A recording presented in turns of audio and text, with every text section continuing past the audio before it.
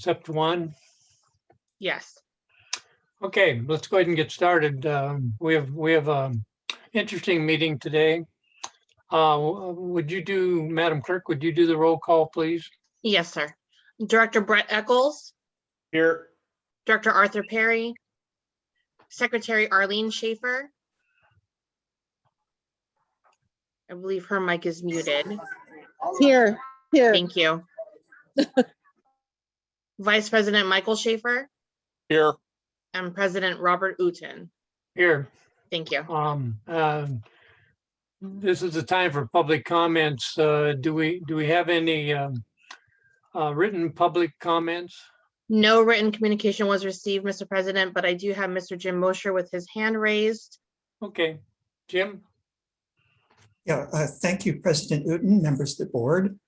As Nolani said, my name is Jim Mosher, and I have a non-agenda comment.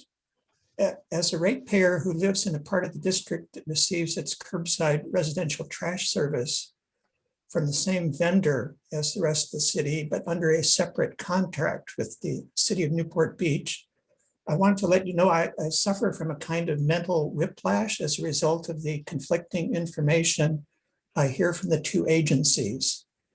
To the district's credit, the information about solid waste collection is discussed here openly and publicly, whereas in Newport Beach, the public hears about changes to direction in matters related to solid waste or liquid waste for that matter, only after the decision has been made by a council working group that has never ever invited the public to one of its meetings. Among the discrepancies, CR&R has apparently convinced the council working group in Newport Beach that the only way residents can get to even 50% landfill diversion is by having 3 carts, whereas CR&R has told this district repeatedly that it gets to over 60% with just 2. Similarly, Newport Beach has a long-standing voter-enacted initiative that declares the cost of disposing of curbside waste to be like street sweeping, a basic city service covered without any additional tax. But we are told everything connected with recycling is an additional cost that was not covered by that and should be passed on to residents. Yet I learn here that the economics of recycling are not at all as clear-cut as that. In fact, the district cracks down on recycling, as we're about to hear, in part because CR&R makes money selling some of the recyclables. So some of the things we put in the cart actually make a profit rather than the costs that would be involved in landfilling them. I'm bringing this to your attention because I want to alert you to the fact that in a virtual meeting this Thursday morning at 8 a.m., it looks like Mike Carey, who I see is at the meeting today, will be explaining to the Newport Beach Chamber of Commerce why CR&R's contract with Newport Beach has to change. Those of you who are interested in watching that presentation live, I recommend you Google Newport Beach Chamber of Commerce.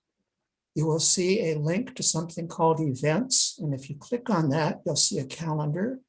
And if you look at Thursday morning at 8, you'll see the live virtual meeting. You don't have to watch it live, I believe, though, because if you look at the right-hand part of the screen, you'll see that the chamber has a video gallery of past presentations. So it probably can be viewed at your leisure later, should you be interested in what CR&R is telling Newport Beach about its contract. Thank you. Thank you, Jim. Any other public comments, Madam Chair? Or Madam? I see none, sir. Mr. Okay. President, can you hear Yes. me? Yes, Okay, I just wanted to let you know that I am registered to go to that meeting. So it's already fixed for me. So Okay, I will good. be there and I can report back. okay, thank you, Arlene. Director Schaefer. Any other public comments or director comments? Let's go on then to the March 2021 Code Enforcement Officers Report. Ed? Thank you, Mr. President. Ed Robertson will be giving this report. Good morning, President Newton and members of the Sanitary District Board. Ed Roberts, your district officer. I'll be presenting the March 2021 Code Enforcement Officer Report. Ladies and gentlemen, for the month of March 2021, a series of 4 scavenging investigations were conducted. These were all proactive, observed and detected, and subjects were contacted. No items of real note. I wrote a narrative for your reference. I had an individual kind of walk away from me, but the end result was positive. I got all the all the scavenged recyclable items back into the cart myself, and it was a non-event. The 4 locations were in the 1900 block of Charlie Street, 2300 block of Eldon Avenue, 400 block of Hamilton Street, and the 1900 block of Wallace. 3 concentrate on the west side, 1 on the east side of our community. Nothing over on the north end, surprisingly enough. Does anyone have any questions in reference to the scavenging activity? Mr. President, Yes, Director Echols. I just can't do a it. question, Ed. Being that I'm actually pretty familiar with the one on Eldon, seems to be an ongoing issue with the same individual. Has that been your experience? Director Echols, there's a gentleman that rides around on a bicycle, a tall, lanky individual. I believe it's a Hispanic gentleman. He normally has a MO of he sees the car, drops what he has, and he's scooting around on a bicycle, which at that point, unfortunately, with the conditions being what they are, I think it'd be a bad move on my part to go kind of try to track him down. Right. So just by being a presence in that area, I know where he's at. I make my presence felt. I try to burn him just by rolling up on him, and that normally dissuades him, and he kind of tucks away for a while. Is that the gentleman you're referring to, sir?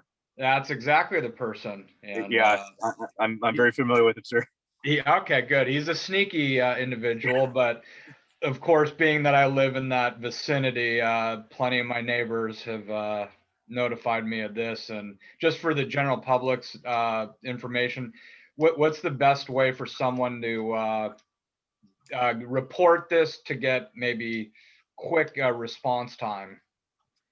Quite frankly, sir, what I end up doing is when I get a complaint via our app or via email, I try to make contact with the individual that's complaining. I provide them with my cell phone number. Okay. Just by virtue of that person taking their time to call the district, I think they're a little bit more vested in it than most other residents. I give them my cell phone. I give them I identify what my hours are, and I tell them they're free to use my cell phone if they want to bypass that as far as getting to me a little bit more expeditiously. And then that prompts me to roll right out. So folks get a much faster response that way. And then I'll enter the complaint, or one of the staff will enter the complaint on our tracking system. Great. Thank you very much. It's my pleasure, sir. Do any of the board members have additional questions in reference to the scavenging? Okay. Moving along, and just for the benefit of the board, I conducted about 90 storage of carts in public view. There's a whole list of them for the benefit of the board. Does anyone have any questions in reference to that? I do. Can you hear me? Yes, ma'am. Go ahead. Okay. I just had a question, wondering, after you do those 90 that you did, do you follow up with some kind of report or go back to them to make sure that the 90 are taken care of? Yes, ma'am. That's actually that's my whole tracking process. The initial is to give a initial contact will result in either a verbal warning with a yellow card issued to the property, and then the subsequent visits, I determine if it necessitates a red card being issued to do it, or if we can try to shut it down by making further in-person contact with the individual. Okay, thank you so much. It's my pleasure. Additionally, just for the board, that there is a report on the very back of your packet with just charting the various locations. And I just had one additional item. This one's directed to Director Mike Schaefer. Sir, in a previous meeting, you brought a violation to my attention over in the area of Bermuda Drive in Geisler. Are you there, sir? Yeah, you're reading my mind because I was going to mention this. Go ahead, Ed. Go ahead. No problem, sir. Just to let you know, I did respond out there. I actually did a first visit where I didn't locate it because I was looking in the wrong part of town. I was looking on Bermuda, but on the other end where it curves around, I think to Gibraltar, one of those. I actually did look. Scott clarified it for me. I found the porta potty, for lack of a better term, that was surrounded with that wood enclosure with the trailer on the driveway. I reached out to my counterpart over at the city of Costa Mesa because the CMSD operations code doesn't address the porta potty being out there, but I was certain there was something in the municipal code regarding. Renee Macias, my counterpart over at Costa Mesa Code Enforcement, researched the file and told me that there's an open permit on the case. I'm sorry, on the property. Yeah. And you know, I discussed that too in depth with Renee and both Scott. Just to, you know, we want to make sure it's not an indefinite permit. It's got to have some sort of sunset period where it expires. It seems to me that the house is under a remodel that may have gone wrong as far as the folk. It may be stagnant at the moment because it looks like they did extensive work to the property. However, it seems to have halted for whatever reason. That porta potty may be an effort by the resident to kind of screen it or beautify it per se. I asked Renee to research the file in depth to see when the expiry of that permit is. As soon as that permit has expired, that would potentially pose a violation of the Costa Mesa City Code as far as the municipal code goes. And then they can take some steps to, you know, minimize it or get that porta potty out of there. Yeah, I was just going to mention to you that I appreciate the effort, and I go by that thing twice a day because Right, that's sir. the route to my office. And I know the code allows for a porta potty. By the way, when there's an incongruity that you just mentioned, beautify and porta potty don't necessarily go together, Ed. But we'll Yes, let sir. that slip. We'll let that slip. Okay. I'll fix that. I know porta potties are allowed in a construction thing. This resident or this property has been under renovation for probably 2 years. I mean, they had a chain link fence around it. They had the porta potty, and then all of a sudden the chain link fence came down and the porta potty got surrounded by a wooden structure. So I appreciate your effort. You and Scott has been keeping us informed. So thank you both for the effort. And again, my only concern is if something were to happen to that porta potty and it spill, I don't even know if it's being used, Right. but if it is and it spills, that's going to fall back on us, I think. So I appreciate what you're doing, and be safe and keep up the good work. Okay. We'll do, sir. My pleasure. Thank you very much. And we'll keep up on that one for you. I'll be able to report it somewhere in the future if this is resolved our way or if the city has to do some enforcement action. And again, on a daily basis, I'll let you know if I see anything. All right. Sounds good, sir. I appreciate it. Thanks, Ed. Take care. My pleasure. Bye-bye. Any other questions? Sorry, didn't mean to step on you. Any other questions? If not, we'll go on to item number 2. A discussion considering rejoining the California Association of Sanitation Agencies, of which we were a member some time back, and because of the costs, we decided not to remain a member. So any board member discussion? Mr. President, I think Mr. Angela. President, Kalunga, if it's I would okay- like, If it's okay, Mr. President, Angela Kalunga has a little report to give to the board, if that's okay. Sure, okay, after him, could I be first? sure. Okay, thank you. Good morning, President Uten and members of the board. As you may recall from the March study session, the board requested information regarding the benefits and costs associated with rejoining the California Association of Sanitation Agencies, also known as CASA. CASA is committed to advancing wastewater interests, including the recycling of wastewater into usable water, generation of renewable energy, biosolids, and other valuable resources. Currently, CASA consists of over 70 private sector organizations and represents 128 agencies that collect, that collect, treat, recycle, or dispose of wastewater, including the Orange County Sanitation District, Irvine Ranch Water District, and El Toro Water District. In a typical year, CASA promotes 3 annual conferences, with 2 held in California and 1 in Washington, D.C. For their members, they publish 26 newsletters, issue frequent listserv communications on a variety of wastewater topics. They have regularly scheduled work group and committee meetings and provide legislative advocacy at the local, state, and national levels. They also partner with other sanitation and wastewater agencies to host webinars and presentations, such as the Association of California Water Agencies and the California Water Environment Association. Your staff report includes more detailed information about the benefits of a CASA membership and descriptions of their legal and regulatory work groups. As for cost, membership is based on the agency's wastewater operations and maintenance budget, including salaries and benefits. For fiscal year 2020, 2021, the district's budget was $4,196,800, which equates to an $8,000 annual membership fee. Membership is based on a calendar year basis and can be prorated depending on the month of registration. I'd like to note that CASA anticipates a possible increase in membership dues for fiscal year 2022 and 2023.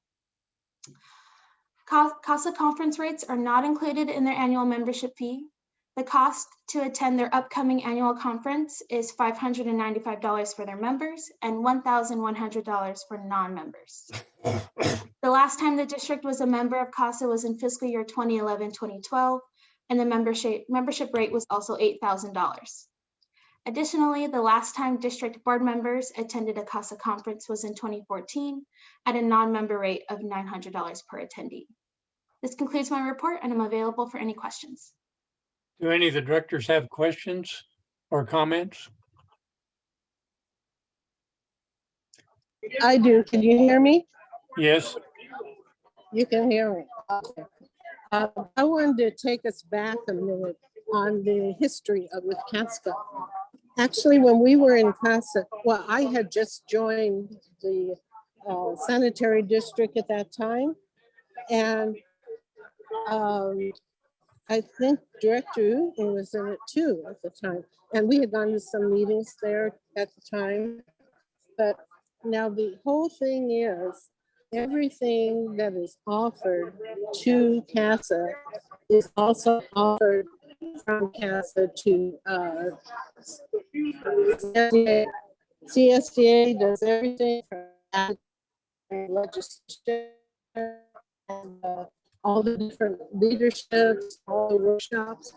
And at the time, we decided after so many years of just really hearing water that we were a sanitary district and we weren't getting a benefit out of it. So because of this not getting a benefit, we decided to opt out. And so that's why we're not a member.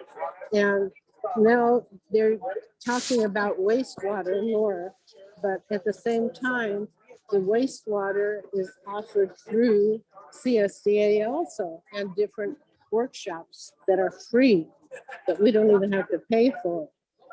And everything that we paid for before, Washington, DC, we had to pay through the nose for that because hotel, plane, so forth. So I want us to consider this when we're talking about even putting it on the agenda, because to me, I'm against it, mainly because we already have it, and why would we double it and pay so much rather than pay budget-wise other things that we really need. So anyway, I just wanted to let you know about this, and that's it. thank you, Arlene. Do any of the other directors have comments? Mr. President, Brett? I would agree wholeheartedly with Director Schaefer. I'm looking at the benefits, and there's one that's really even useful, and that's legislative advocacy. And as someone who has presided over these sorts of groups, the legislative advocacy is going to happen no matter whether we're a member or not. For $8,000 a year, I don't see any sort of benefit to our ratepayers for us to be a part of this. I generally have and we'll go over it when we get to the budget. There's a lot of things that we're members of that I think, as she just pointed out, duplicate and unnecessary. We don't need to spend $8,000 of ratepayer money to go to a CASA Award of Excellence award show, especially in these times. So I would be against joining this. Thank you. Any other directors have comments? Well, since I'm the only other director here, I guess I'll weigh in. I'm a director. Well, you're in charge. That's a different story. I was the one that brought this to staff to look into it. And what I was hoping to see was how much of a benefit there was, obviously, to being a member of CASA. And I agree with the comments that $8,000 is ridiculous. I mean, to charge that kind of money to be a member and not really see a tangible benefit, that pains me a lot. I mean, I can't see spending that money. I'm going to disagree with Arlene and Brett just a little bit. I know CSDA provides a lot of advocacy and provides a lot of direction, but we got to remember that they represent a myriad of special districts. You know, the advocacy for special districts goes across a broad spectrum, but I just wanted us to look at whether or not CASA provided a more direct wastewater program for us that would benefit. Now, I, having attended a couple of CASA conferences, I think I walked away with a little bit of puzzlement in that they're very technical. And Bob, I think you'll agree with me. We would sit through these seminars and things at CASA, and they were extremely technical on wastewater programs and things. And I was just hoping that, or I wanted to see, not hoping, wanted to see if CASA provided any other venue or could give us some, you know, we've been hit with some fines, wastewater fines over the last few years. And I wondered if CASA wouldn't have been able to help us with some of that. But in retrospect, I think we have, especially with our board president, some technical advice, and with now with Mark Esker on board, some technical help.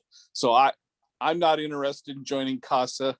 I appreciate Angela doing the legwork on this and staff for doing it, but I'm satisfied with what I was curious about. And I agree with Brett. I mean, to get an award for $8,000, I think we can find better ways to get awards. So that's it. Thank you. I pretty much agree. 2 years after we actually left CASA, they offered me to be on the board, and the board members were quite surprised that we weren't a member anymore. But you know, Orange County Sand District does attend regularly, so you know I can partially keep up with that side of the business. They probably are a little more focused on wastewater than CSDA. But I agree. I don't believe that expenditure is, I think it's prohibitive. I would not advocate joining if we all decide to go both to CASA and CSDA. You know, I would think there'd need to be a policy change to direct which directors go to which. And I think the $8,000 is one cost, and that's likely to go up.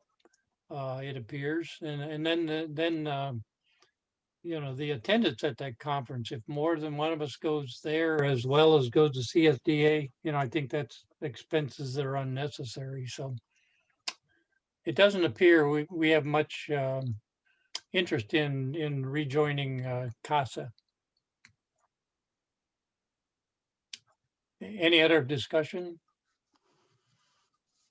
I think I appreciate. Yeah, it was a very good report, Angela, and your presentation was excellent. So I just don't think the board members have any interest in that. Yeah. Thank you very Thank you. much. Can we go on then to the preliminary budget review? Scott, will Yes. Caitlin be giving this presentation? Thank you, Mr. President. Yes, it's staff's pleasure to present to the board and to the public our preliminary biannual budget review for fiscal year 2021-22 and fiscal year 22-23. Caitlin Tran, our finance manager, will be giving this presentation, but before she does, I do want to thank her for her tireless efforts for putting this budget together. She spent a long hours, sometimes on the weekends, well after 5 p.m. working on this budget. It's a lot of information we'll be presenting you today. So if you want to take a break halfway through, just let us know. We're glad to take a break. But again, there's a lot of information here. We're looking for some directions on the board of where you want to go in the future. Once we get those comments back from the board, we'll bring you back another preliminary budget for any more directions. Ultimately, we will bring back the final budget to you, I believe, at the end of June for adoption. So today is really your first chance to take a look at what we're proposing for the next 2 years. Also, I want to mention that Mark Davis is also available here to assist with any questions you may have. So again, I want to thank Caitlin for her hard work on putting together this budget, and I'm going to turn it over to her. So Caitlin, the floor is yours. Thank you, Scott. Good morning, Mr. President and members of the board. Before I start this budget, I also want to thank Scott, staff, Mark Davis, and my staff in finance, Autumn and Lou. They've helped me through this budget. I couldn't make it without them. So thank you very much.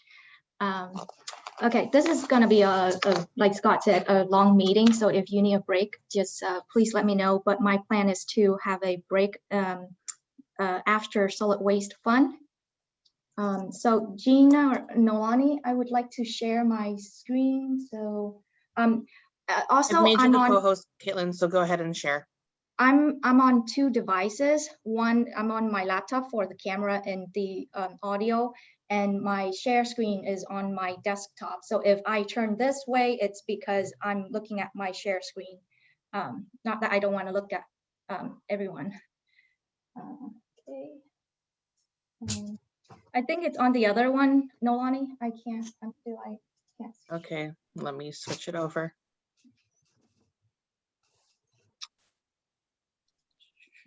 There we go.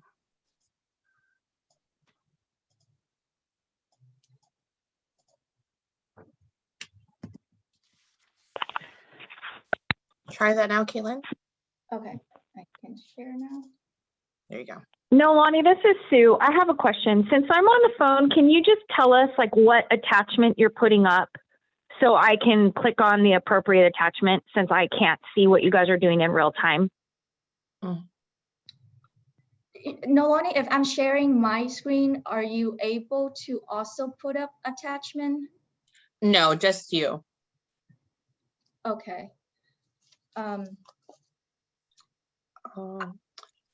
Sue, are you able to connect to the YouTube page to view the No, meeting? but no, I'm not. But I have all the attachments I can look at Okay. that you guys are going over. I just need to know which one, what she's showing on her screen so I can look at the right one. That's it.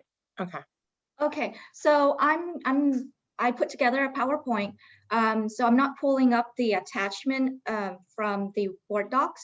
But if you want to look at attachment A and B, because I will be talking both fiscal year at the same time, but I want to focus on the solid waste fund first and then wastewater fund. So I'll try my best. Perfect. No, that's perfect. Thank you very much. Okay. So if you're lost, just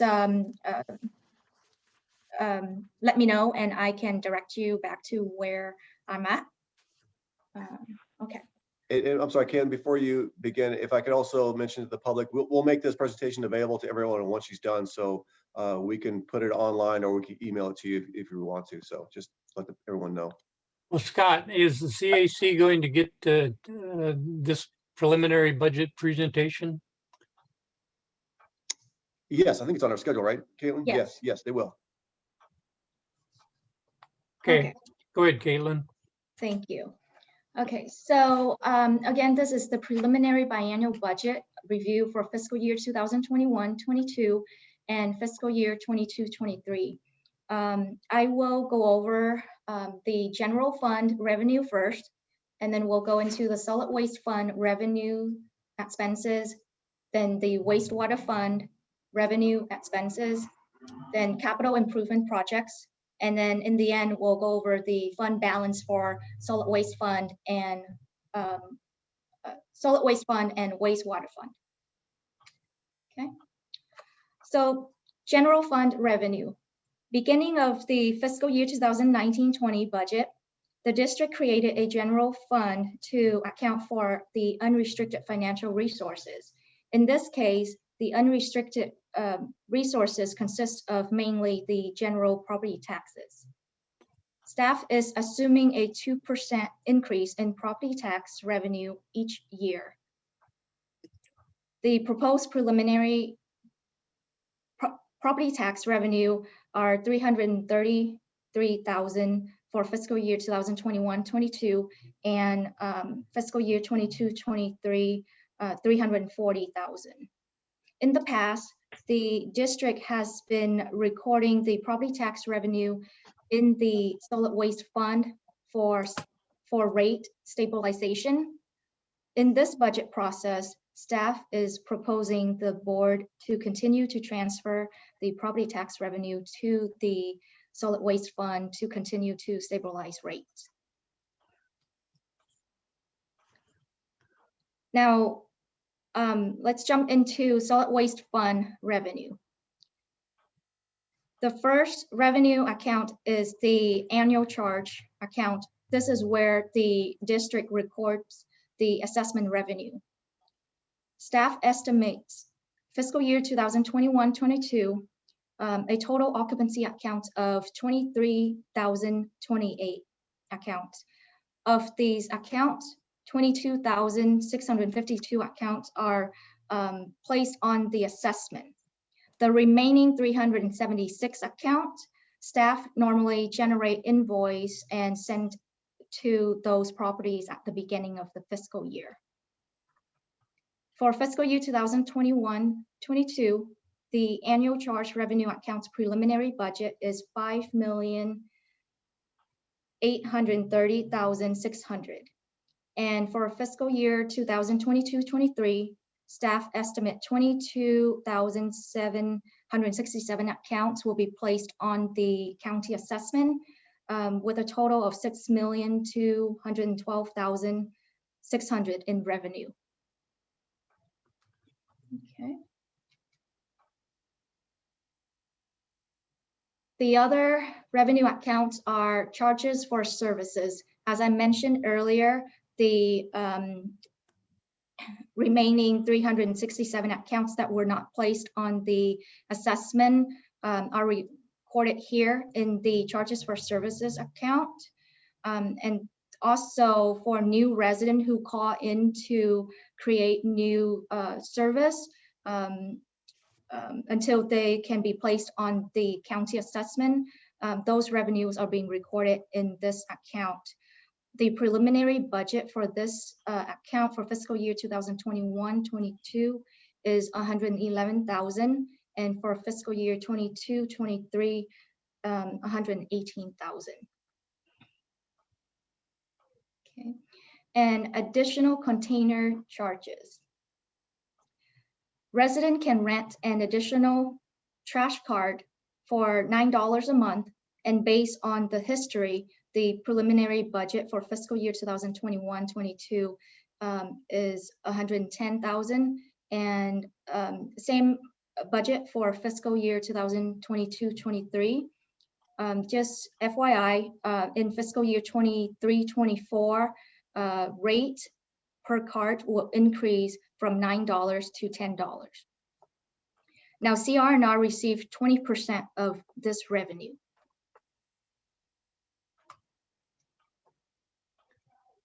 Okay, and then investment earnings revenue. The market has been underperforming the past year.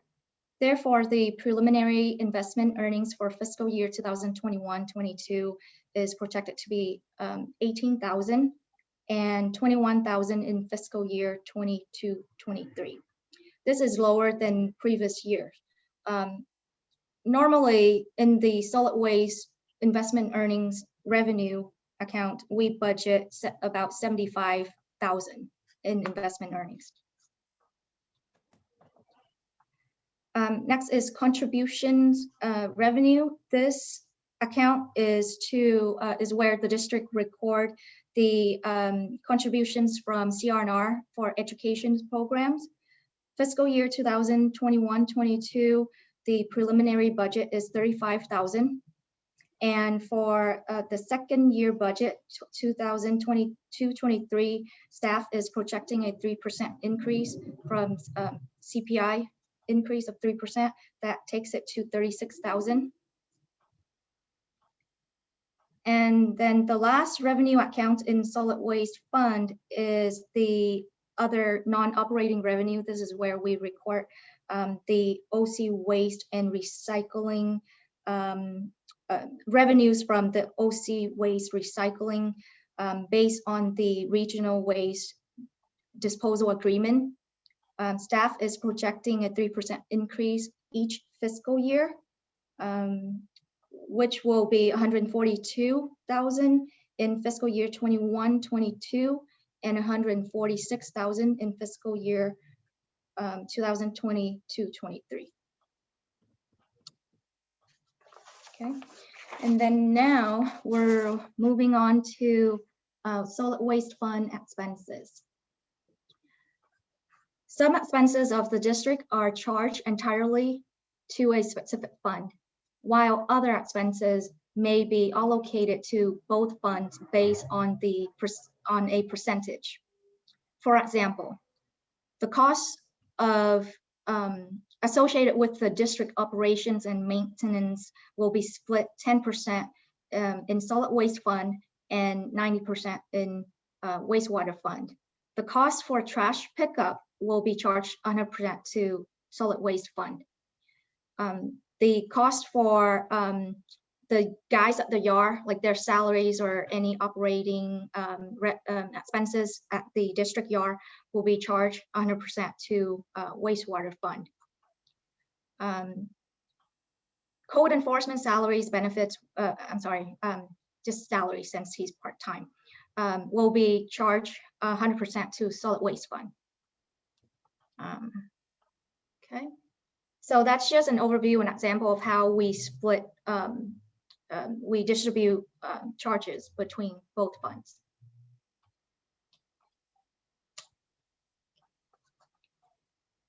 So moving on to salaries and benefits for solid waste fund. I want to point out there's a minor revision in the fiscal year 2021-22 preliminary salaries and benefits budget after the staff report was posted last week. The total solid waste fund salary and benefits was 662,000, and the revised amount is 644,000, which is 18,000 adjustment in the engineering technician inspector salaries and benefits. It should be charged 100% to wastewater fund. Staff found there was an error in the distribution for this position in fiscal year 21-22. So overall salaries and benefits increase 7% from fiscal year 2021-22. I'm sorry, 2020-21 to fiscal year 21-22 in the solid waste fund. This is because of the following reason. One, there's a 1% cost of living adjustment, an annual 5% merit rate increase, the general manager new employment agreement, 3.5% salary adjustment. Just a reminder, this the last time the general manager received an increase in salary was in 2018. of 1%. And last year, the general manager rejected a rate increase due to the pandemic. Also included in here is the full-time accounting clerk position. The position was part-time in the last budget process. The board approved to reclassify the accounting clerk from part-time to full-time position in February 2020. And other increases are overtime regular rate of pay calculation, tuition reimbursement. Some staff are showing interest in going back to school, compensated absences and workers' compensations also been increasing. There's a potential of a promotion for one administrative staff. And in fiscal year 2022-23, preliminary salaries and benefits budget is $659,400. In this fiscal year, staff did not include any cost of living adjustment, no promotions, only annual merit increase. Now, moving on to operations and maintenance in the solid waste fund, I selected the professional services account to discuss here, just in case you're wondering why professional services expense increasing over 100% in fiscal year 21-22 and 22-23. The highlighted areas here are the new line item budget for the next 2 fiscal year. The community survey. This survey the district conduct every other year. The communication support services, this is Tripepi and Smith service. They're our consultant. And the other 2 new line items are the SB 1383 compliance and the solid waste consulting services. And in fiscal year 22-23, the community survey and the communication service support services been removed. And so we only have the SB 1383 compliance and the solid waste consulting services left. Okay. Now, moving on to the trash hauler, CR&R. There are 3 main components of the solid waste operations and maintenance. In fiscal year 2021-22, the hauler rate per occupancy is $10.94. If you multiply that by the estimated number of accounts, which I mentioned earlier in the revenue section, 23,028 accounts, that's for the cost of $2,863,800. And the recycling disposal rate per ton is $54.80. Multiply that by the estimated tonnage for the year of 36,700 for the cost of $2,017,800. And the organic disposal rate per ton of $75.65. Multiply that by the estimated tonnage of 12,400 for the cost of $938,100. And these rates remain the same for fiscal year 2022-23. As a reminder, this preliminary budget here, what I'm presenting in front of you, does not include the 5.6% CPI rate increase requested by CR&R earlier this month. For the fiscal year 2022-23, with the same rate, the preliminary budget for the hauler is $2,878,100. And the recycling disposal will be 2,100,200. The organics disposal will be 1,013,700. Okay. Next here is a graph. If you look at fiscal year 2015, 16 through 2019, 20, in greens here are the actual number of tonnage of recycling and organics. The organics are the lighter greens on top here. And as you can see, the trend, it's been increasing. And fiscal year 2020, 21 through 2022, 23 in yellow here are staff projections. Okay. The rate study that the district conducted in fiscal year 2018-19 projected a deficit of approximately 200,000 in fiscal deficit spending of approximately 200,000 in fiscal year 21-22. Now, staff estimate deficit spending of 383,800 in fiscal year 2021-22, which again, a reminder, this is a revised number after the salary adjustment I mentioned earlier. And in fiscal year 2022-23, the rate study projected a deficit spending of approximately 10,000.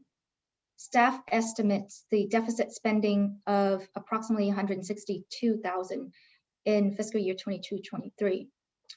And staff projections based on resulting from the COVID-19 pandemic last year, staff believes that the stay-at-home order put in place last year has resulted in an increase in solid waste tonnage. In addition, there's a reduction in investment earnings, and also the 5.8% CPI increase that CR&R received in fiscal year 2019-20 played a role in staff projections here. Now, this graph, this is the cost for the hauler, recycling, disposal, and organics. The line in orange here represent the rate study consultant projections. The purple line represent staff projections. And the blue lines here represent the actual number of tonnage or cost. If you look at fiscal year 2019-20, NBS projection costs approximately 5.2 million, and the actual came in 5.5 million. So there's a big difference there. So for this current fiscal year right now, fiscal year 21-22, NBS projected approximately 5.3. Staff is projecting a 5.6 million. And just for your information, the actual number is 4.1 million because this is not a full year. The 4.1 million is only 8 months worth of data.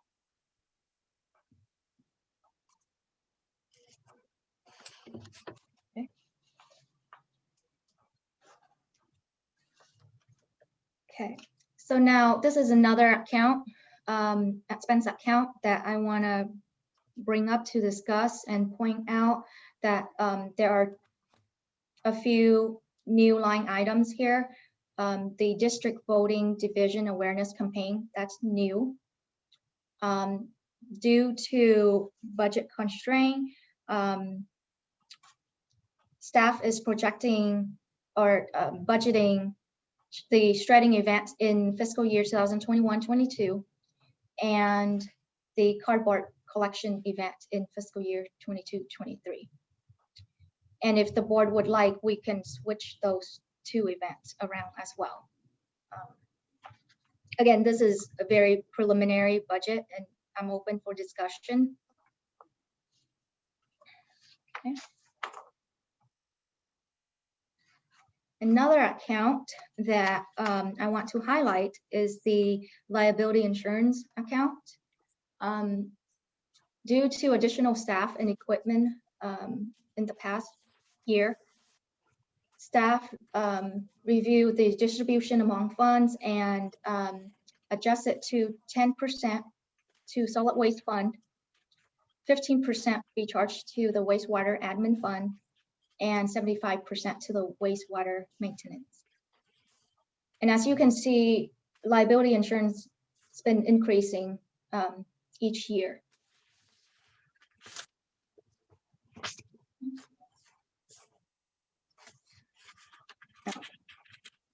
Moving on to special programs. The actual spending, as you can see here, these programs, actual spending is much less than the adopted budget. In fiscal year 2019-20, the actual spending, we only spent approximately $67,000. And this current fiscal year, 8 months, we only spent about $7,000. So these savings in the savings in these programs were usually allocated to other events and projects during the fiscal year. For the next two fiscal year budget, staff is reducing the program budget to $60,000, and staff is allocating funds to focus on implementing the SB 1383 and also to conduct quarterly waste characterization studies.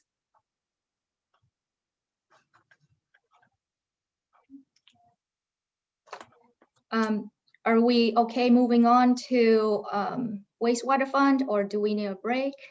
Well, I think we need to stop and have the director's discussion at this point, Caitlin, Okay. if you would. Yes, please. Do any of the directors have comments or questions on the solid waste fund? Mr. President, Director Eccles. I just have a general question or comment on this budget process for today's discussion only. I Sure. assume each director is going to have various items, suggestions, questions, comments. Are we going to tackle all those today, or might I suggest we kind of take today's presentation, ask some questions, simmer over it, and come back with a special study session in the next week to specifically go over each one of our suggestions? Because those alone, I mean, I could just think of my own. So Yeah. times by 5, we might be here into next week. So it's just a suggestion I have, that maybe we go through the presentation, ask some questions, and then come back on a special meeting with our, recommendations. Sure. I agree. Hey, Bob, this is Mike. I agree with Brett. I would like this to be it's preliminary. Let's get the guts out here. And I agree with Director Eccles that we come back and if we need to have a separate budget study. We've done that in the past. Well, there are two more schedule items. Director Eccles, were you thinking of I tend to agree with you, Scott. When are the next two chances for us to weigh in on the budget? Well, we have the study session in May, and then we could also have another discussion at a regular board meeting. So you have two meetings in May. You have another study session in June, and then you adopt the budget in your regular meeting at the end of June. So those are 3 options, but if you just want to have a special meeting just to talk about this, we can do that as well. But there are regularly scheduled meetings to discuss this, the budget. Okay, well, Mr. President? Director Eccles. Just my suggestion on that, as much as I don't like adding meetings to everyone's time, I think this is you know, the most important thing we do as a board. Yeah, And yeah. to add a meeting just to hear each one of the 5 directors' suggestions, I think would be well worth our time, because then in May, staff would have appropriate time to put maybe those suggestions down on paper. Because maybe I suggest something and then you put it on paper and it doesn't look so good anymore. I just think maybe a meeting in the next, you know, week or 2 would be advantageous. Yeah, I have a lot of questions also, Director Eccles. So let's get some general questions out so that, you know, staff can get the you know, the large item focus. So that when we come back, you know, some of the issues will either be resolved to our satisfaction or not. So would you like to start, Director Eccles? I have a lot of questions, but Sure, I'll throw just a couple general ones out. Caitlin, again, thank you so much. This is a great detailed review and report. Can you, and maybe I missed it, but on the compensated absences, can you review those increases? Just a little bit more detail on it. The calculation of how I came up with that number? Yes, and it's a pretty significant increase. For that information, I will have to get back to you. Okay. Because that's a very lengthy calculation. Okay, fair enough. I'll take notes of that. Okay, that would be great. And then what did I have? The professional services, there were 3, I believe 3 items added. Yeah, okay, there we go. So that's the main increase. And is there wiggle room on any of those, or are those we got to do and we got to do them now? I will let Scott answer that question. Sure. I think the community survey is extremely important. It's another tool we engage with our constituents, with the residents, and how we're doing. Most importantly, I think with this survey, what we're going to use on this survey is to engage with the community on our trash services, particularly in our 3-cart system, as you heard Mr. Mosher talk about earlier this morning. CRNR is suggesting we go a 3-cart system. We want to have that discussion with the board. But I think it's very important, even before you have that discussion, let's feel what does our community feel about it. Maybe they're completely satisfied with the 2-cart system and they like that better. If that's the case, then I believe the 3-cart system might be a moot point. So I think there's a lot of value in this survey. It also engages on our level of service, how they think of us as a district, how we're providing our services, where can we make improvements. Again, like Caitlin said, we don't do it every year because it is quite expensive. That's why we do it every other year. And so it's time to do it again. Okay. And then what about the communication support services of 64? That was approved by the board at the last meeting. That's what I thought. Okay. Yeah, we lowered that from 80 to 64,000. Perfect. Okay. Okay, and that's all I have for right now in terms of questions. Thank you. Director Schaefer, do you have questions? Which Schaefer are you talking about? You. Oh, Caitlin, can you go back to that chart that showed the voter division?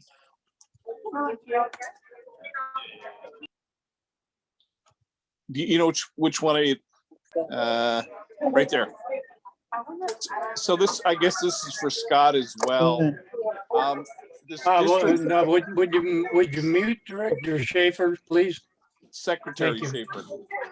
Secretary Arlene, Schaefer. mute. Thank you. So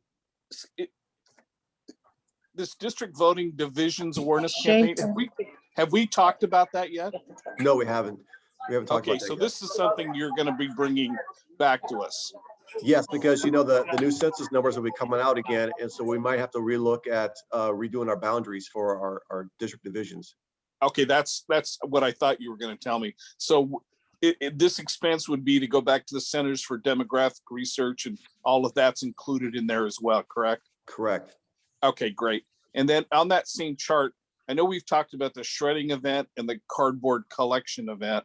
Caitlin, how did you get these numbers? That's a very good question. Would you Nabila, expect less from me? I'm teasing. Go ahead. never. These numbers actually, Nabila Guzman, she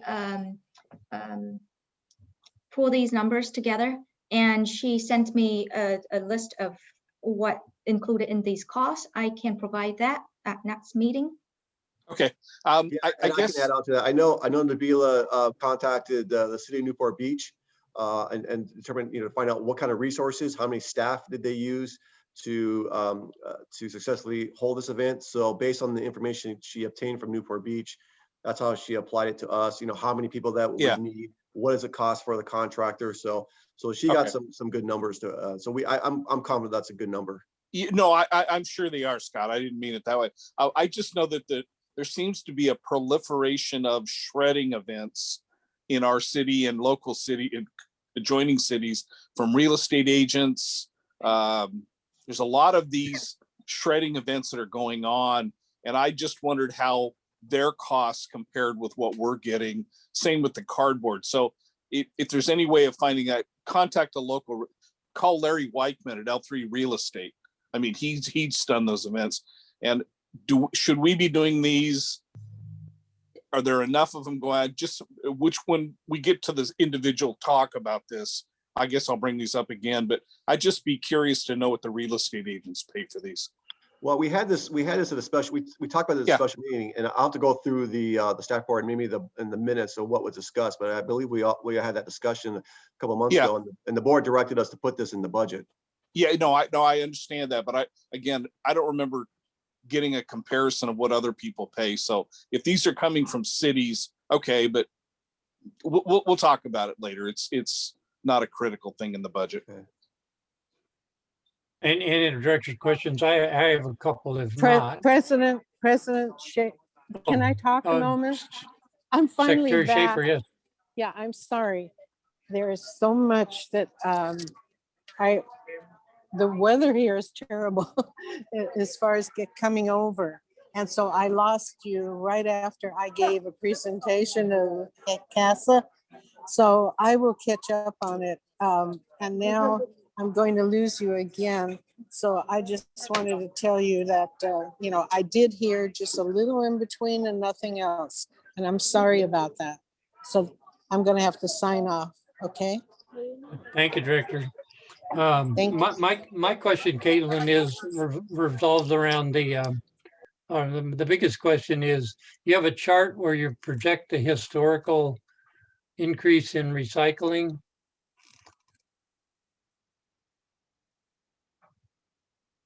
Too far there. That one? No, the chart where you're there, that one.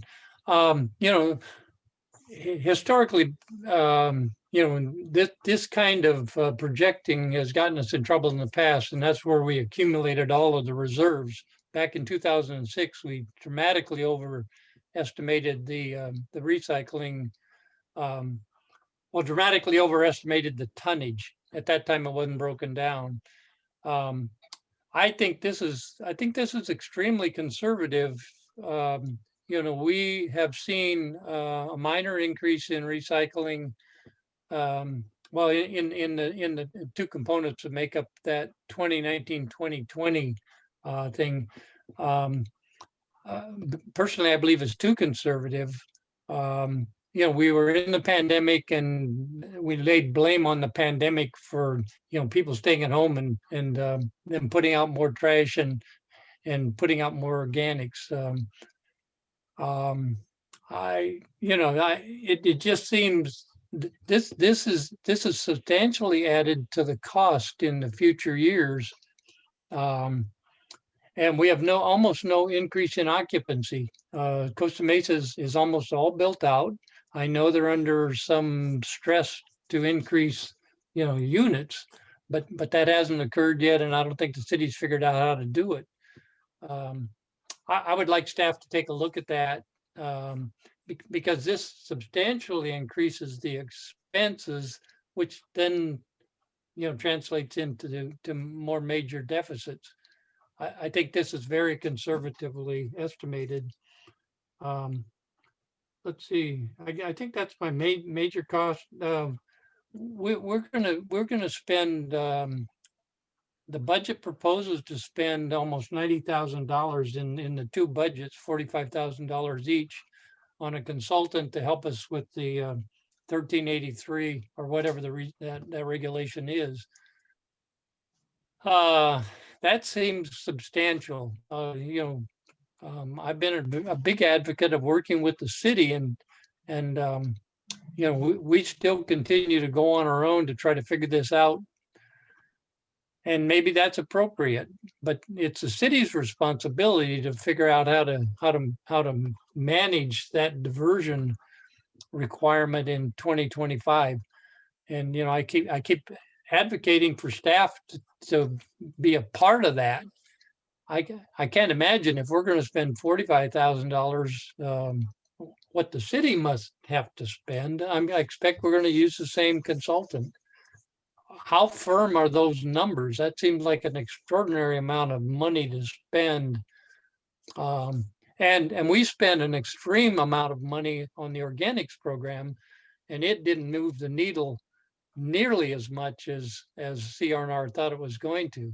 It moved it a few percent. So this seems like a lot of money to me. Well, if you want me to respond, I mean, sure. If you want me to, okay, sure. We can, if you think we can reduce that, the consulting costs, that's not a problem.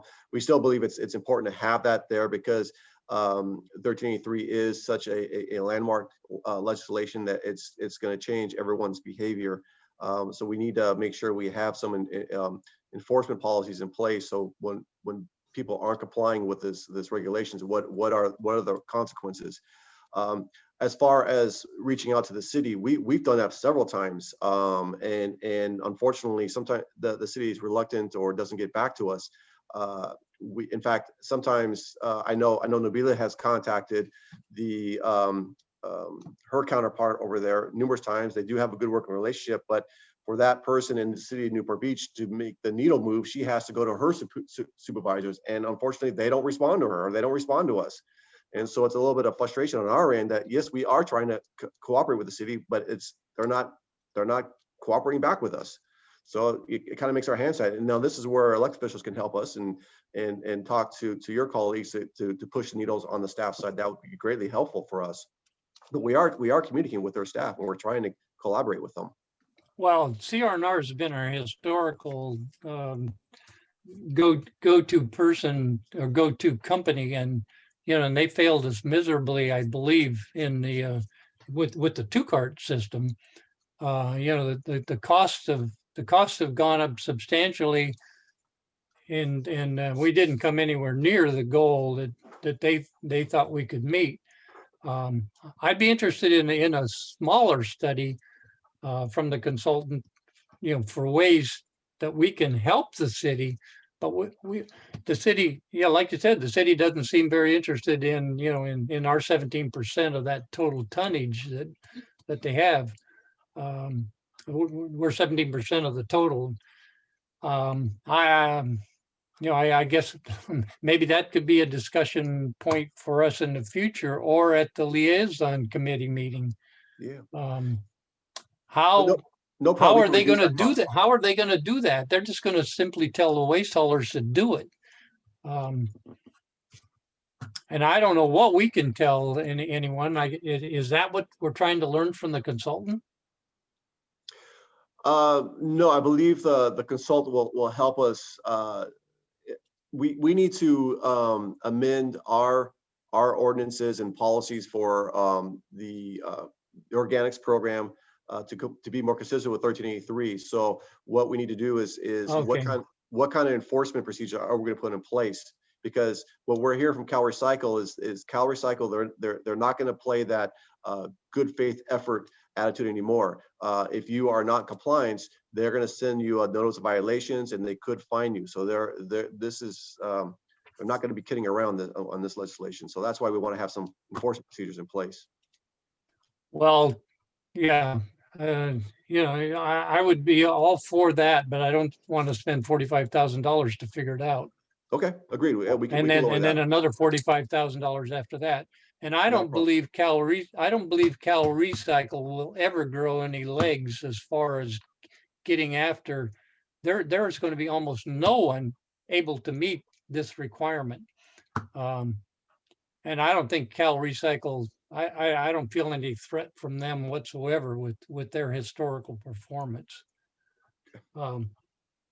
This is the city's problem, and if they're not reaching out to us to help figure out how to do our 17%, that's the city's problem, not ours. Okay. Anyway, I may be all wrong, but anyway, those are my major questions. Mr. President? No, Director Eccles. So, Yes. sorry, whenever you're done, I had one last question. No, go ahead. Okay. I would ask Caitlin and Scott to look at our membership dues and board development costs. I would just like to see if any of those items could be removed for the year, what impact that would do on our day-to-day and all that, especially some of these board development things, that these conferences and things like that. I'd just be curious, some of the bigger ticket items, can we review those at a future session? Yes, definitely. Sure, it's totally up to you. Yes, we can, and again, the board development, it's really up to you on what you feel is important. I do believe that some board development is important. I think it's good to have refreshers about governance, good governance. The CSD does a really good leadership academy for elected officials. I think it's very valuable for elected officials to attend. But you let us know what you think is important and what's not important, and we can make adjustments. Perfect. Thank you. Who said that? This Mike. Yeah. I know we finished, or we're winding the solid waste part of this preliminary budget. Nolani, is it my understanding that we're down to 3 board members at this point? That's correct. You are. Let me double check and make sure that Director Schaefer, no, we have 4. Arlene said she was leaving. She's still logged on. Okay. I was just going to say, if we're down to, I can't talk. You can't. Arlene, are you still with us? Would you believe I just got back off the ship? Yes. Can you hear me? Yes. Yeah, we can. Oh, Okay. Okay. All right. What I was going to say, if we were down to 3 board members, or wherever we're at with this thing, should we be continuing a preliminary discussion without the other 2? So if Arlene's going to be with us, we're at 4. I'm okay, but it just seemed like, I agree with Brett. This is the most important thing that we do as a board of directors. And if we're on a reduced amount of board members, I was going to wonder whether we should continue or not. But if we're going to have 4 for the rest of the meeting, I guess I'm okay. Okay, do you want to take, when you talked about a break, Caitlin or Scott, are you saying It's totally up 5 to- minutes or? It's totally up to you, Mr. President. If you want to continue, we can continue. If you want to take a 5-minute break, it's totally up to you. It's Doesn't do it. Does any of the directors need a break, or any of the staff need a break? I think we need a 5-minute biology break. Well, you're contributing to the to the next item, so go for it. Got it. Can you guys tell me when it's appropriate for the public to comment on this? It's on something Oh. you guys have just discussed. Yes, okay. Sue, go ahead. Okay, so in 2019 and 2020, CR&R received a 5.8% CPI rate increase for hauler fee, recycling, disposing, et cetera. Was that the fee that they got that was in the ballpark of $330,000? That's one of my questions. Then my follow-up comment to that is that I see here that on March 29th, just recently, they have submitted a 5.6% CPI increase. They made a request for another increase. And so I would like to know ballpark in dollars what that would equate to. Are we looking at another over $300,000 in increase? And the way that it's written, it says they've made the request, which to me implies that the district is under no obligation to grant that request. And listening to some of the comments, the one that really stuck with me the most is the one that President Newton just made about CR&R failing us miserably as it related to the two-cart system. If this is an optional increase, I would encourage the board to deny it, because nowhere on this earth or in business or in anybody's residence that I know of, if they had a contracted agreement with a vendor to pay X amount of dollars, and then the vendor came back later because they were allowed to request more, even though the person wasn't obligated to pay it, I don't know of anybody that would say, okay, we'll give you another $300,000, even though we're contractually not obligated to do it, in light of the fact that A, it's not even included in this budget presentation that you guys are being given. And two, you guys are looking to cut costs on all these other things that I think are important, and I'm sure you all think are important too. I think the hauler needs to suck it up.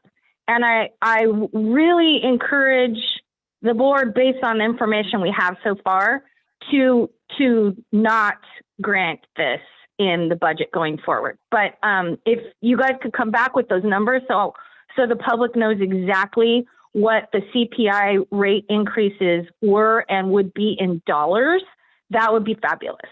And that's all I have. And thank you very much, everybody, for the information and your time and allowing me to speak. I appreciate it very much. Well, Sue, you're in the ballpark. It was $300 and some thousand, and it would be something over 300 and some thousand in the future. My question on this item, I didn't ask it earlier, but staff have been granted. The staff COLAs for the last 2 years have been 3% and 1.5% or something. I think a total of 4.5. I would like to know what the difference is. Where is CR&R getting their numbers versus what we're talking about for COLAs for staff? So apparently we assigned a different index to them in the or they're reading the indexes differently than we are for staff. So anyway. Mr. President, I can address some of Sue's questions if we want okay. to. So as far as the numbers go, I'll have Caitlin come back to me on the numbers, but Sue Lester is correct that CR&R did make a request for another CPI increase of 5.6%. According to our contract, that request has to go through the board, and the board ultimately makes that approval of granting or denying that request. Our plan was to bring that to the board in May for consideration, either deny or grant it. So that's why we put it in our presentation today that it's not in the budget now. It still has to go to the board for your considerations. Staff will also make a recommendation on what to do. And so that's where we're on that. So you do have that power to deny the CPI increases. Okay. Should we take a 5-minute break? Sounds good. Good luck, Mike. Don't need any luck. Okay, we'll be back in 5 minutes.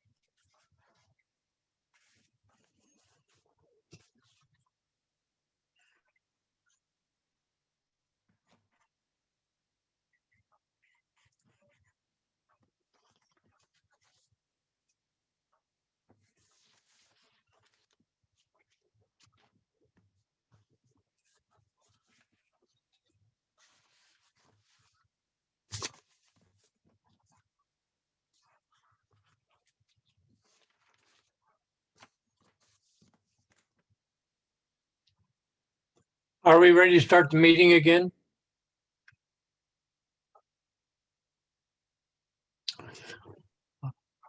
Whenever you're ready, sir. Nolani, let's go ahead and start the meeting again, please. Thank you. So, Mr. President, I've asked Caitlin to, before she goes in the wastewater fund, I asked her to respond to your concerns or questions regarding the calculating the CPI, how CRNR calculates. okay. So she'll Thank give you you. information this on the wastewater fund. Thank you. So I believe the index for CRNR, it's a 24-month period versus for employees, it's a 1 year, February to February. Well, that's true, but you know, we've given staff lower COLAs than they're requesting. So there must be, they're either interpreting the indices different, the index is different, or they're using a different index. I So- think they're going from January to January, and we go to February. So if you go by, it depends on what month you use your CPI. It varies on the month you pick from year to year. Okay, well, I would like from them to see which, you know, are they using the same index as us for COLAs? Yes, they are. Like the Los Angeles, Anaheim, Long Beach, or whatever, that they're using that same one. Well, then we can check to see, because we have that index, and I would just like to see, you know, what the difference is. Yeah, we'll bring Yeah. that with you. We'll bring that, like I said, when we're going to bring the request in May, we'll Okay. tell you how they calculate their CPI. Got it. Thank you, sir. Caitlin, is Caitlin going to go ahead with the wastewater fund? Yes, Mr. Yeah. President. So I will continue with the wastewater fund revenue. Again, the annual charge revenue account is where the district records the assessment revenue. The fiscal year 2017-18 was the last final year of the 5-year 2% increase in wastewater rate. The rate remains the same for fiscal year 2021-22 and also 22-23 if we don't conduct a wastewater rate study. So with that being said, the preliminary budget annual charge for fiscal year 2021-22 is $5,695,800, and the preliminary budget for fiscal year 22-23 is $5,723,000.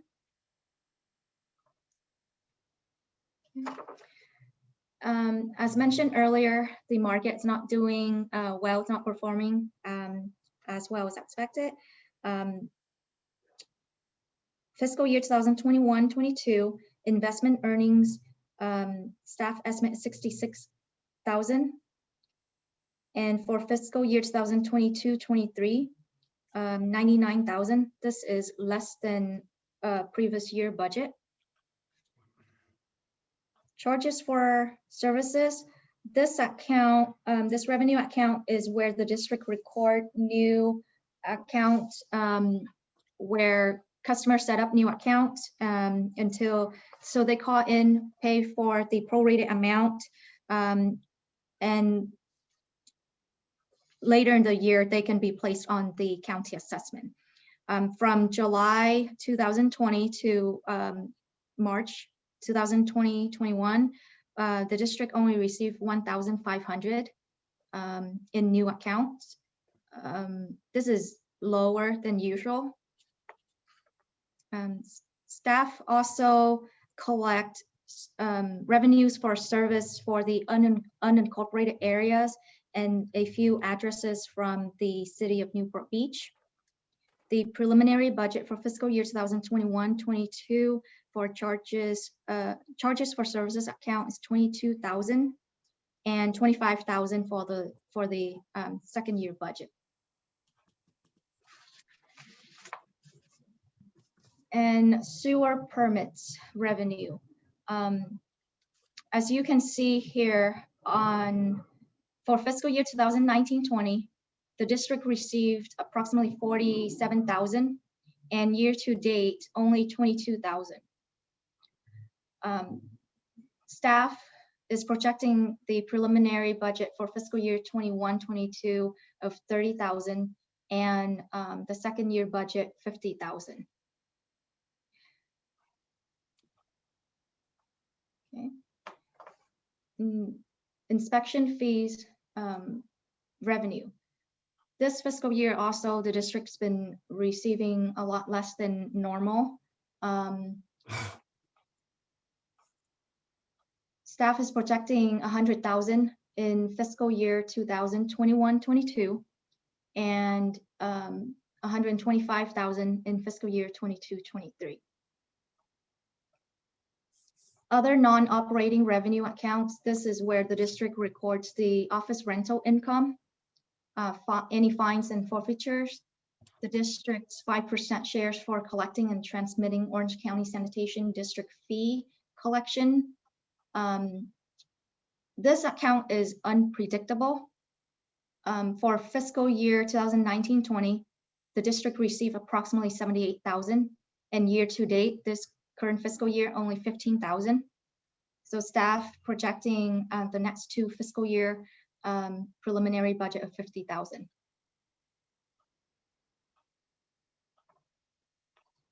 Okay. Wastewater fund salaries and benefits. Again, as a reminder, there's a minor revision in the fiscal year 2021-22 salaries and benefits. The adjustment of 18,000 moving from solid waste, adjustment between solid waste fund and wastewater fund. Overall, the wastewater salaries and benefits increased 22% from fiscal year 2020-21 to fiscal year 2021-22. And that's because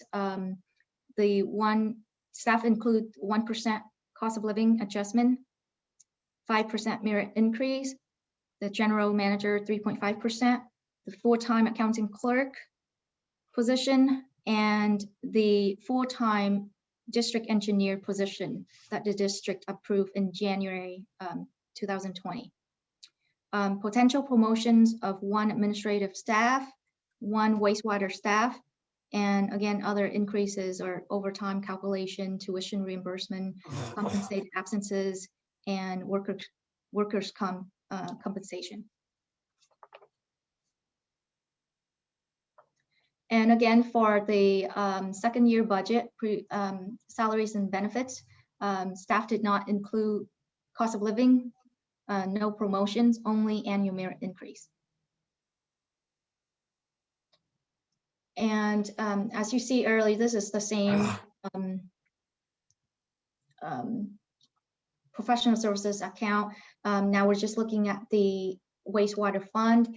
The first fiscal year 2020-22, you see under fiscal year 21-22 prop position 218 and town hall meeting postcards, staff is projecting 23,000. That's to send out postcards if there's a rate increase.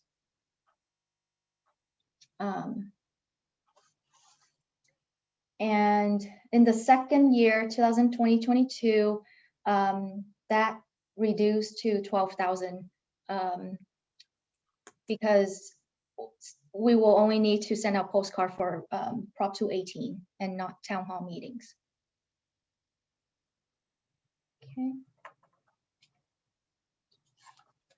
Okay. Capital outlay. In total, fiscal year 2021-22 preliminary budget for capital outlay is 342,400. Of that amount, 327,200 is in the wastewater fund.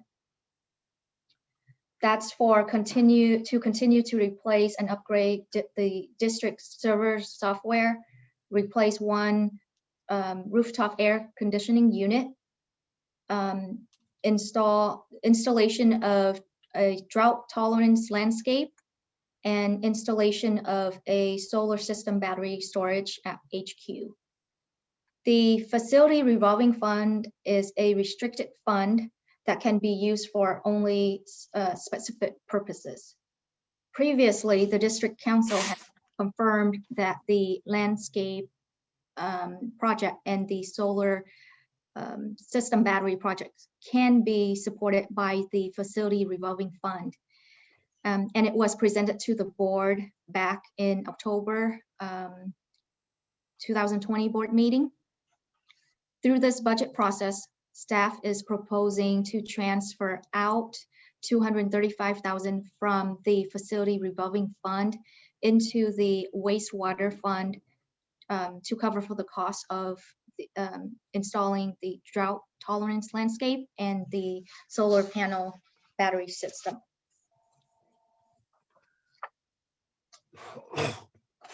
Okay.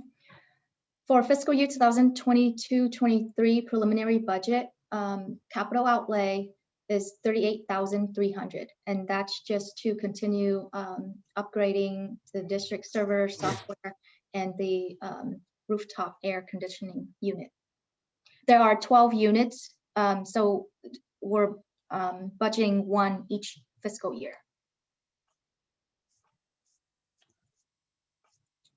Okay. And now,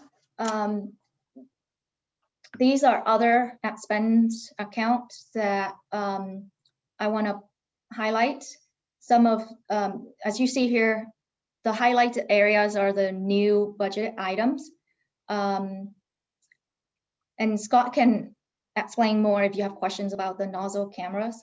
CityWorks PLL, storeroom, those are new. The PLL is the online inspection permitting system that we just implemented this year.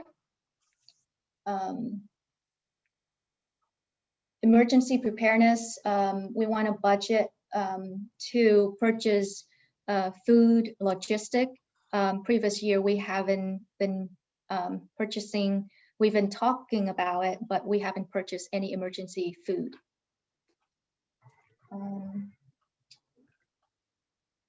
And these are also part of the GIS, the fleet maintenance software, City Works.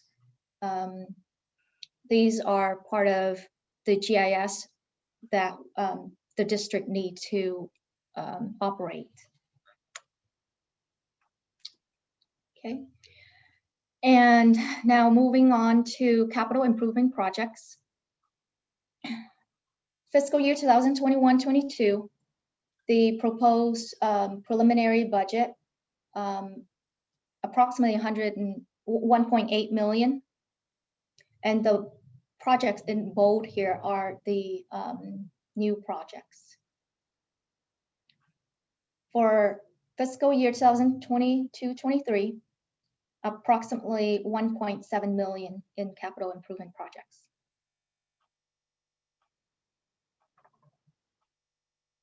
Okay. And as we, staff and Scott, as we were going through this budget process, we removed the election costs for fiscal year 21-22, because that's elections every other year. Now that we have district engineer in-house, so we remove engineering services, plan check, inspection. We had to cut budget. We reduced 50,000 in sewer maintenance account. We cut out contract services for temporary staff in the second year budget, cut out cost of living, CPR training, iPad replacement for the board and the CAC meetings, pump stations, art wraps in fiscal year 2021-22. We cut staff development conferences in both fiscal years. And in the future, these are a list of things that staff would like to do. And it's not in this budget. So for next budget discussion, we can discuss more about any of these future items. If you feel like that these are important, need to be added to the budget, we can do that.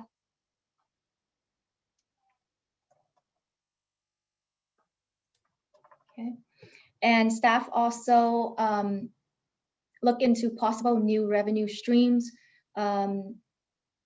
This coming up fiscal year, we'll look at collecting fees from accounts that were not placed on assessment, that were missed. We did this before. It was, I believe, 2 years ago. We back charged about 100 accounts. So there's another list that staff need to back charge. Also review and update fees in the permits department. Review and collect outstanding permit fees. Conduct a wastewater rate study. And now I'll be going over the fund balance for solid waste.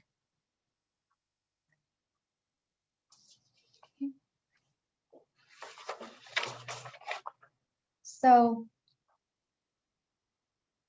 previously, the goal, the district goal is to draw down from solid waste fund balance. If the district continue to adopt a deficit budget, by fiscal year 2024-25, the district will not meet the operating reserve requirement. And the rate study consultant also projected that another rate study needs to be done in fiscal year 2022-23-24. And again, I want to point out this is a revised fund balance from the one that I previously posted.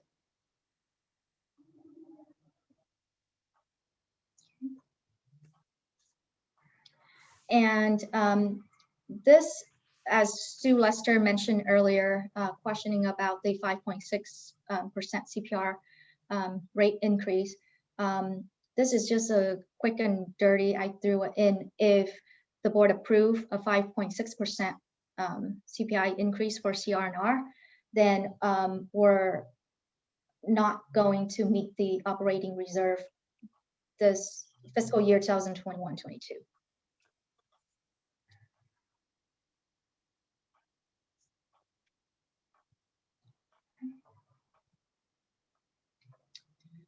And fund balance for wastewater. Again, this is a revised version. The district will have to use fund balance to balance the budget for fiscal year 2021-22 and 22-23.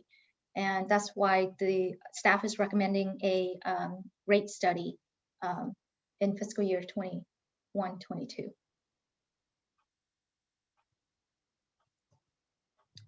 And previously, Scott proposed to add additional wastewater staff and purchase new equipment.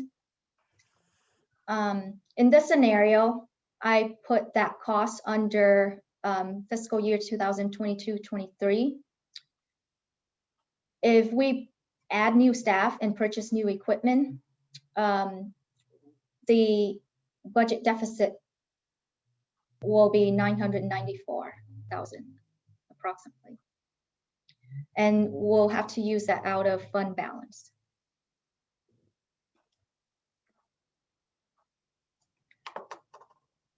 So that is the end of my presentation. I know you probably have a lot of questions.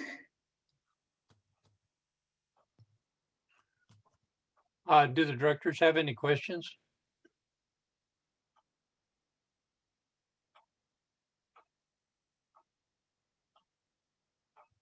Let's see.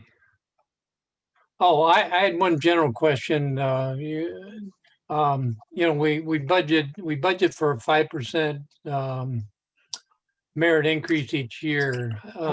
In general, I'd like to know how many staff are topped out. You know, so I expect we budget 5% for every employee, but and also maybe this is a question for Scott, and I don't know if it can be answered, but you know, we have some potential lawsuit liability. Which fund would that come from, or would it be split between funds?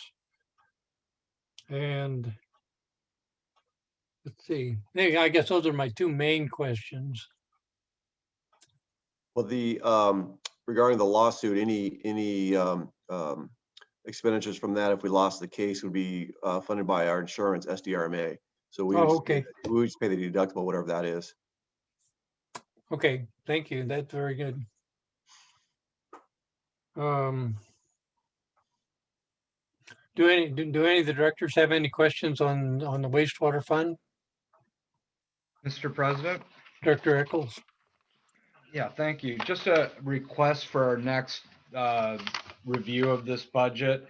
Can we get like, I really like the preliminary budget column that you put in from a year ago, and if we adopted this, blah, blah. Can we get a kind of a year to date or a year to multi-year to date where we're tracking currently versus what this new budget would look like for 2021, 22, 23, just to kind of see what might be reality. And then with this new additional staff and equipment, am I understand that this is not included, or is it included in the proposed budget? It is not included. It is not. Yeah. This so would this be is if just, we wanted to add these things. yes. Okay. Yes. Yeah, I and think if I could just piggyback on it, and my plan was to present from the last time we presented this to the board on March 9th, there was a lot of questions that the board had staff and direct staff to come back with those answers. And I'm ready to submit those answers to the board at the end of the month regarding the 2 additional wastewater workers and the additional equipment. If the board approves that, wants that, my suggestion is that we do a rate study. Like Caitlin said, the budget cannot absorb that additional expenses. In order for us to do that, we would have to increase our rates. And that's why we put money in there to do a wastewater rate survey or a study, determine, what you saw that list of some of the things we would like to do. So we share that with the consultant and say, here's what we want to do in the future. Well, how much more money do we need? And what's that going to increase the cost of our rates?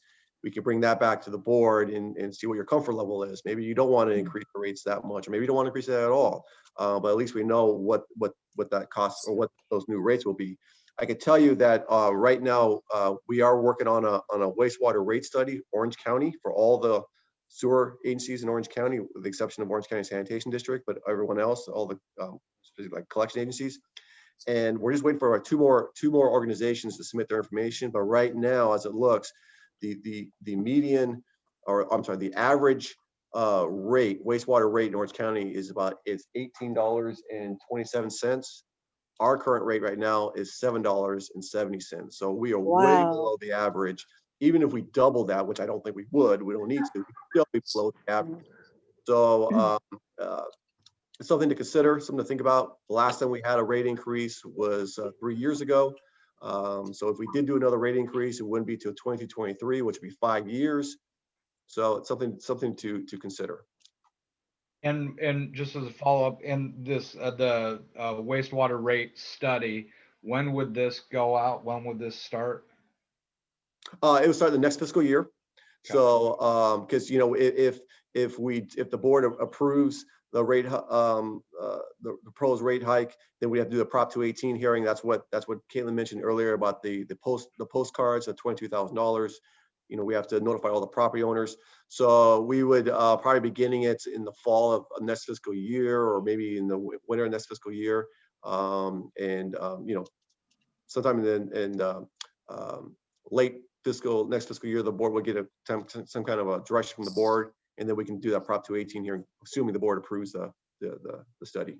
And so at this juncture, though, as you pointed out, these additional wants and needs and all that. I mean, we can't budget for it now. So with the rate study after that is concluded, whatever the board does with the rates, if it went up or stayed the same, we could always do a mid-year budget amend and all that sort of deal, right? Yes, exactly. And that was our idea, is that if the board approves the rate increase and we've done through the Prop 218 and there was no majority protest, and the rate increase goes through, then we would come back to the board and do a budget adjustment for 22-23. And that the budget adjustment would include those additional expenditures. Okay, great. Thank you. That's all I had. Director Echols, just to be clear, did you say you want multiple years of the actual spending or the adopted budget to be presented next month? The actual spending, and I don't need multiple years, but 1 year, our current trending, I guess. Got it. Yeah. Mr. President. Arlene, Director Schaefer. Yeah, I just wanted to say, I think these suggestions are really, really good, but I really feel that we have to have time to digest everything too. And I like the idea of Director Agos, that he said about turning around and looking at before and after of the budget type. So 1 year at least, so that way we have something to compare and balance it. Anyway, I'd like to see us be able to, look over this and think what questions we have too, aside from today, and then be able to come back again at a study session. I think it's absolutely necessary. Thank you. Any, Mike, do you have questions? Yeah, Caitlin, would you mind sliding back to that chart that showed what we are thinking we'd like to do, I think is where you go, right there. So we removed everything on the left, essentially. Didn't we, over the last year and a half, I don't see anything on here about director expenses. I mean, Director Eccles had mentioned a look at some of this earlier, but with the pandemic, we must have saved a ton of money. And I don't see anything on here that shows that we cut it. In other words, as we go into 21, 22, and 22, 23, are we maintaining what we had budgeted in previous years for director expense? Yes, Nolani, if you can help me with that questions, because I'm not sure what conferences or what. Oh, okay, no, you can come back. I'm not interested in getting it right now. Okay. I would like to know what we've saved over during the pandemic, what we've saved in director expense. Okay. Okay. And then on the future stuff, do you have numbers with a lot of this stuff? Or Scott, is this what you were talking about with the study coming back and letting us know what all of these things might entail and cost? I do have most of the numbers. Okay, maybe I would be interested in, and maybe I'll send you a note of the ones that I'm interested in looking at, if that's okay with everybody else. There's a few on here I'm interested in.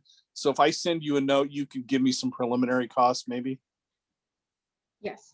Bob, is that okay if I do that? Sure, but I think the two major future costs would be the wastewater staff and the combo cleaning truck.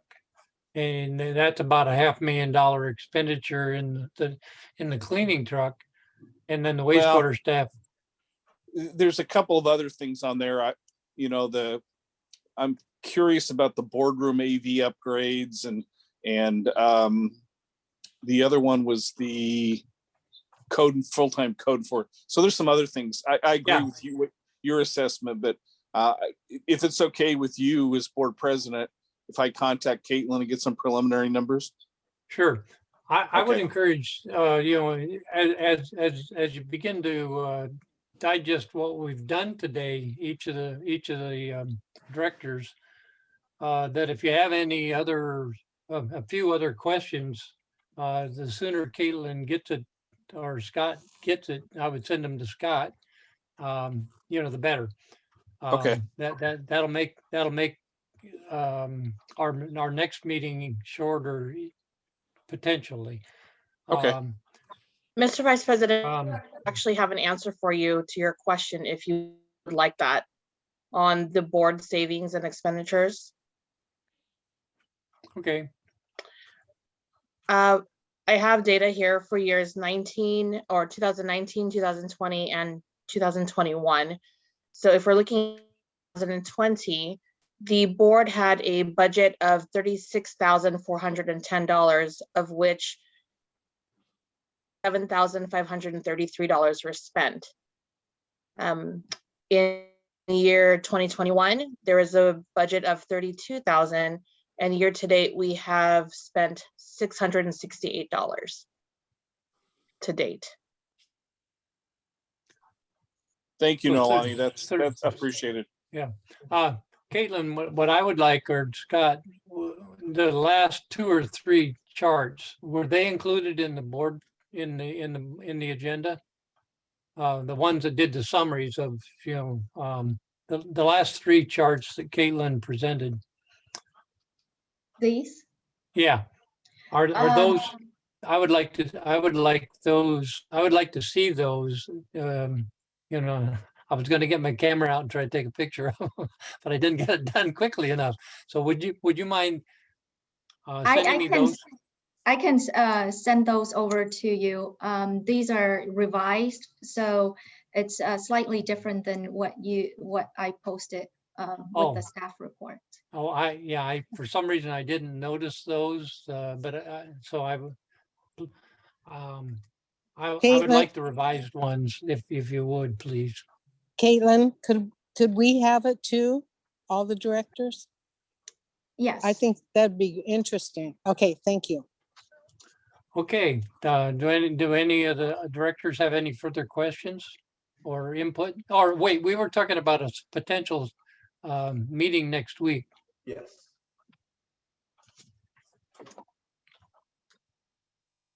I have a really busy week next week. I don't know if we have the urgency to do it within the next week. I mean, we're talking about a June adoption, and I'm not at my office, but I have a really busy schedule next week. Brett and I are the only ones still working, so we have to fit that in there too. Okay. If you call what I do work, but yes. Well, but Director Eccles was the one that suggested it.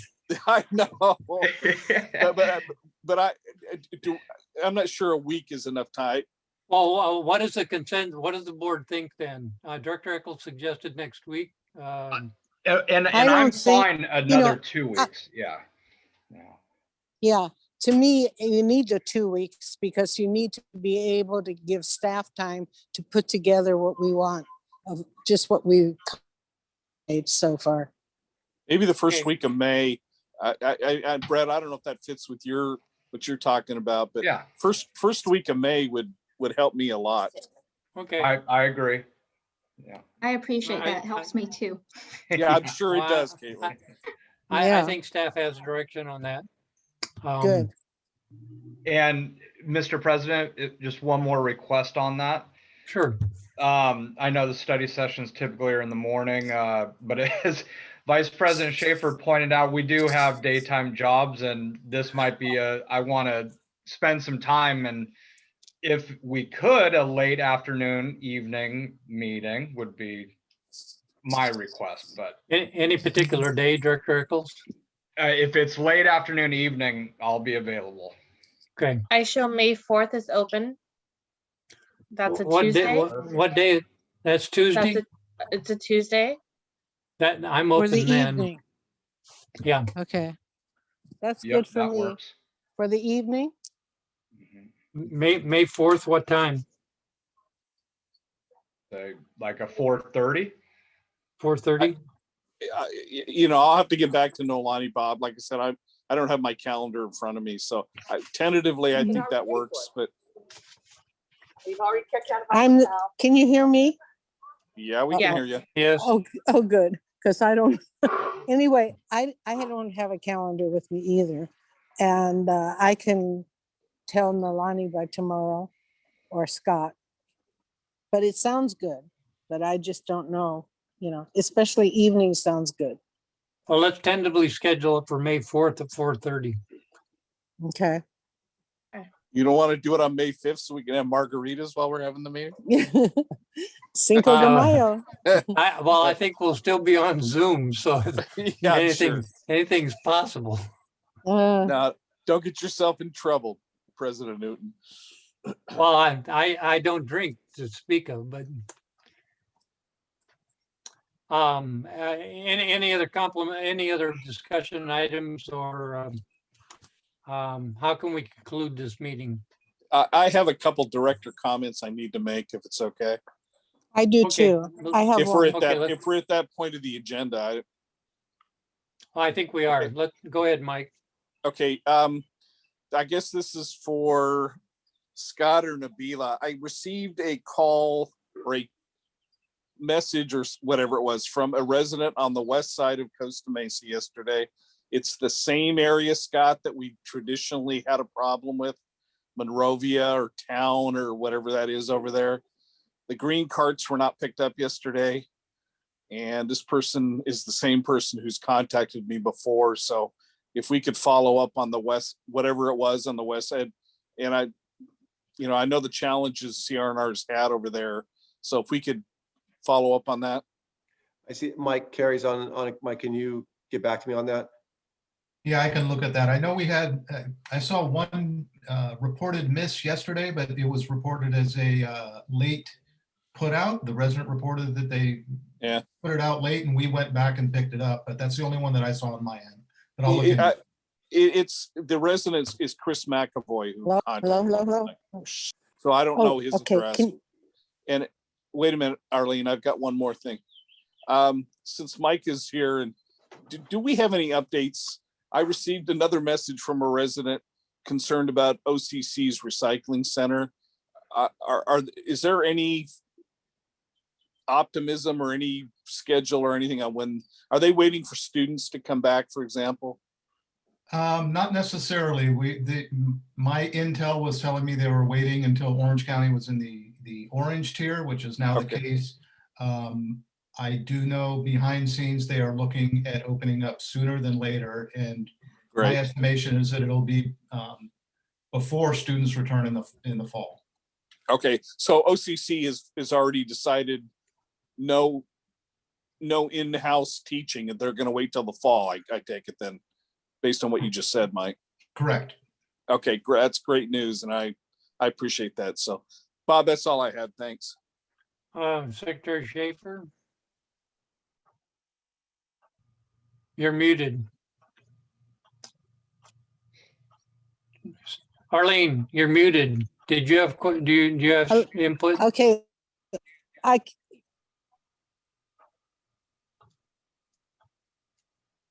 We can't hear you, Arlene.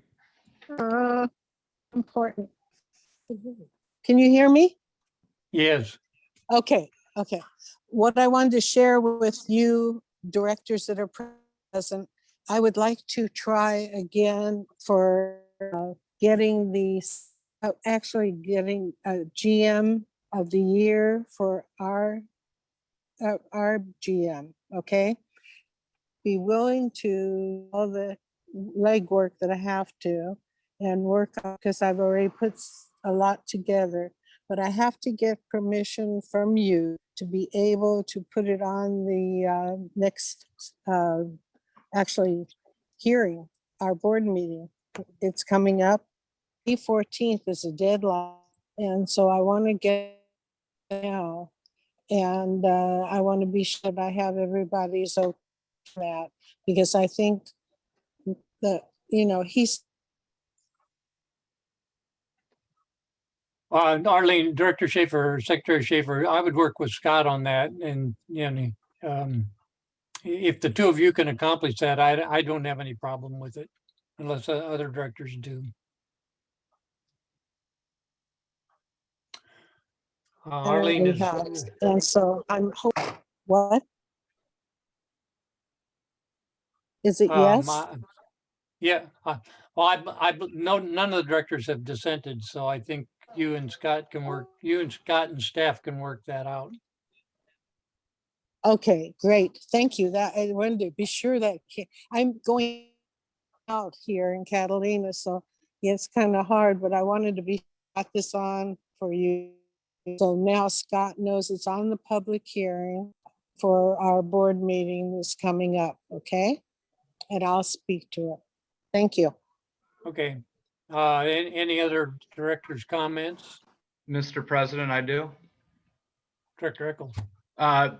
Just a concern, comment, and something that I'd like to see ultimately rectified. Recently, the East Side Costa Mesa had missed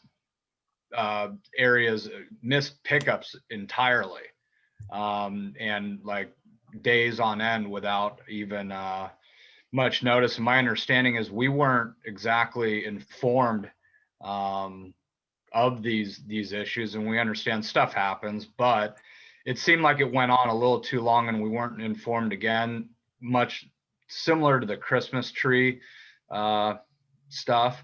So ultimately, I just want these sorts of things fixed in the communication with us and of course CR&R. So I don't know how best to accomplish improving that line of communication, because when residents reach out, and they reach out obviously to all of us, and if our own staff, if we find out about it first, that's a problem. So we we need the stuff to get improved upon and pickups, and we understand COVID and sick days, but it seems like we keep getting the same answers, and it's almost too late. So our residents are getting more and more upset. So I just want to, I don't know, I'm throwing it out there somehow, maybe a study session item that we can figure out best practices moving forward. Very good comment. Any other discussion items? If not, I thank you very much for your patience and input. It's a very detailed discussion. Mike, did you have your hand up? Are you just scratching yourself? You're muted, Mike. It's probably best you're muted with what you're saying. I was scratching my temple, Bob. Okay, the meeting is adjourned. Thank you. Everyone. Thank you all for your patience.